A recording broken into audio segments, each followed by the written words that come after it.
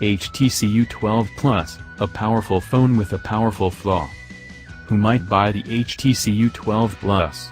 Either those who are upgrading from the decent HTC 10, or someone looking for a decent alternative to the iPhone, Samsung duopoly at the top of the smartphone tree. That person would want something cool and alternative, a phone that promises to let them do something their friends couldn't do, and do so at a reasonable price. The thing is, while the HTC does offer that, it's not a good thing. It's definitely cheaper. You can buy this phone for £699, $799, $1,199 off contract and some free, which is far less than the Samsung Galaxy S9 Plus and iPhone X it's going up against. There's a lot of power here as well. The basic model of the U12 Plus comes with 6GB of RAM combined with the latest cutting-edge Snapdragon 845 CPU, as well as, at least 64GB of onboard storage. On top of that, HTC's created a cold-polished glass production process, meaning curved edges with thinner bezels on the screen, and two-tone colors on the back.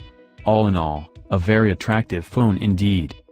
We've not even mentioned the excellent audio quality, both from the speaker and through the bundled high-end Sonic headphones. There's a lot here that HTC fans would be cooing over, and other people that just like a quality smartphone too. The camera is finally dual sensor on both the rear and front of the phone, and it's been awarded a stunning XA mark, the testing program that rates the quality of the pictures. However, despite all that, it's more about how the phone is put together, and while HTC has created a smartphone with excellent elements and some truly unique with the squeezable sides, there's still just something missing. HTC U12 Plus price and release date. The HTC U12 Plus isn't horrendously expensive, the £699, $799, $1,199 starting price a little lower than a few other flagships on the market, including the iPhone X and Samsung Galaxy S9, which should help to make it a fairly attractive proposition.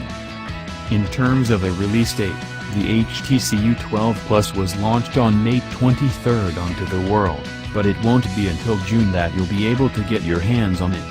Europe will be set for the middle of the month, according to HTC, with the US likely to follow suit soon after. Verizon will be stocking the HTC U12 Plus in the US, with various other networks likely to do the same in the UK.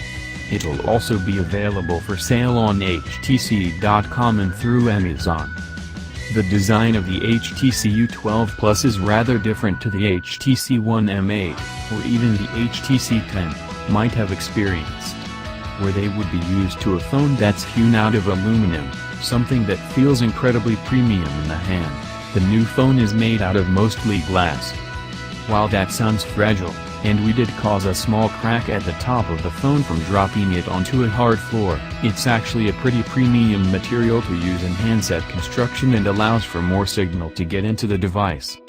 You also get a clear plastic case in the box, which provides more than ample protection for the handset. When you're talking about a phone that can manage to download 1.2 Gbps at its peak, it's important to use a material that lets that through. What it doesn't explain is why the HTC U12 Plus is shorn of any wireless charging. Surely that would be an obvious thing to pop into the handset this year. Sadly, it's not there, even though nearly every other brand has added it into its flagship devices. The U12 Plus, despite there not being a smaller model to go alongside, is a large unit and falls squarely into phablet category. It's certainly A+ in terms of size, although it's only 8.7mm thin. As such, you'll struggle to get your whole hand across it, thanks to the screen encompassing most of the front of the phone. That's something a lot of people will be used to now, but if you're moving from the HTC 10 or the Samsung Galaxy S6, for instance, it'll take a bit of getting used to. The main flaw in the design, and we very much mean it when we say flaw, is the immobile buttons on the side. There are no buttons anywhere on this phone, and it's designed to make it almost impervious to water and dust. The idea is solid. Fewer moving parts means fewer things that can go wrong. But the first time you try the non-moving volume buttons, which react to pressure from your digits despite not moving, it feels like you are doing something wrong. It's so difficult to change the volume on this phone. You have to keep shoving your finger into the button and hoping it works, with no physical feedback to work out if you've succeeded until it buzzes. You can't even change the sensitivity of this element. It's really weird when the buttons previously were just fine the way they were. We constantly keep turning the phone on by stroking the sensitive power key when picking up the handset, and it's really irritating. We even had a situation where if you put it in a slightly tight jeans pocket, it would turn down the volume down on what you were listening to randomly. If you pick up an alternative phone, actually being able to press a button in on the side feels like coming home to normality.